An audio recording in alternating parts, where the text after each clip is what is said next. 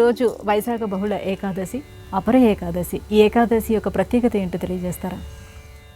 వైశాఖ మాసము అని మాత్రమే కాకుండా ప్రతి నెలలో కూడా 2 ఏకాదశులు వస్తాయి. శుక్లపక్షంలో వచ్చే ఏకాదశి ఉపవాస వ్రతం పాటిస్తే మూలాధార చక్రం నుంచి విశుద్ధ చక్రం వరకు, కంఠం వరకు ఉండే చక్రాలను శుద్ధి చేసుకున్న వారం అవుతాం.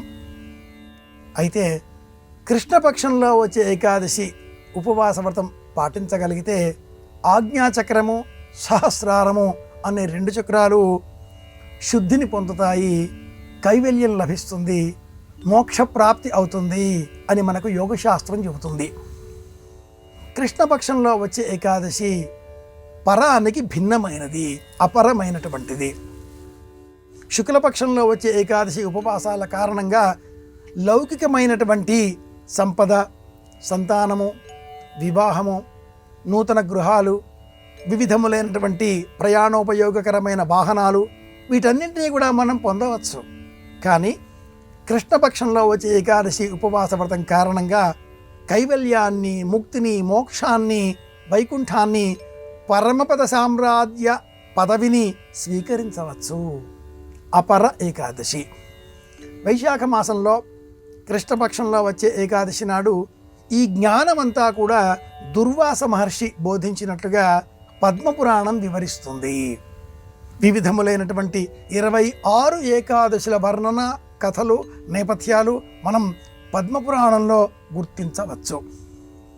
ఏకాదశి ఏమైనా కూడా 5 కర్మేంద్రియములు, 5 జ్ఞానేంద్రియములు వెరసి 10 ఇంద్రియముల ద్వారా చేసేటటువంటి పనుల వల్ల కలిగే ప్రయోజనం మంచి చెడు, ఈ రెండింటిని 11వది అయిన ఏకాదశి అన్న పేరిట మనస్సు అధీనం చేయడమే ఉపవాస వ్రతంలో మనం పొందవలసినటువంటి స్థితి.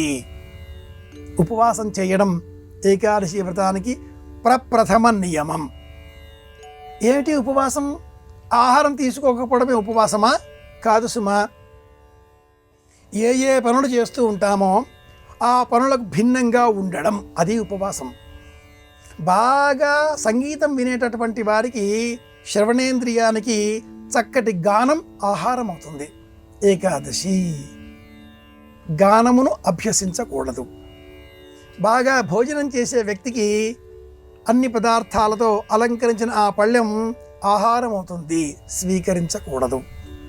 బాగా మాట్లాడే చాతుర్యం గల వ్యక్తికి మాట్లాడడమే ఆహారం, మాట్లాడకూడదు.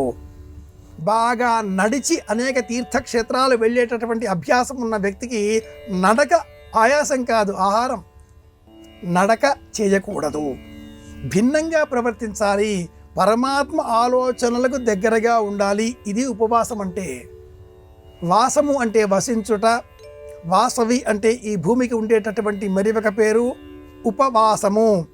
నిత్యము చేసేటటువంటి నివాస జీవనానికి భిన్నంగా, ప్రత్యామ్నాయంగా కాస్త పక్కన జీవించి ఉండే విధానాన్ని అలవరుచుకోవడం ఉపవాసం. మాట్లాడకుండా ఉండాలి, ఇది మొదటి నియమం. తక్కువగా మాట్లాడాలి, అవసరమైతే ఈనాటి కాలపు మార్చుకున్న నియమం. భోజనం చేయకూడదు నియమం. శరీరం పడిపోకుండా ఉండాలి కనుక కాసింత స్వీకరిద్దాం, ఆధునిక కాలపు నియమం. నిద్రపోకుండా ఉండకూడదు, పరుపు పైన మంచం పైన నిద్రించకూడదు నియమం. శాపపరుచుకుందాం, ఓ గంట సత్కాలక్షేపం చేసి స్వామి నీవే తప్ప అంటూ నిద్రించే ప్రయత్నం చేద్దాం. ప్రత్యామ్నాయపు ఏర్పాట్లు స్వీకరిద్దాం, ఆధునిక జీవనపు నియమం.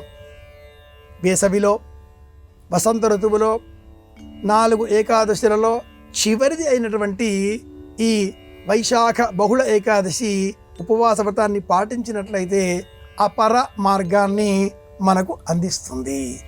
పరాత్ పరచరం చేయవ తత్పరాత్ చైవ యత్పరం అన్నటువంటి ఆ వైకుంఠ పరమ పదవిని మనకు అందిస్తుంది కనుక అపర ఏకాదశి ఉపవాస వ్రతానికి మూలం అంటుంది శాస్త్రం.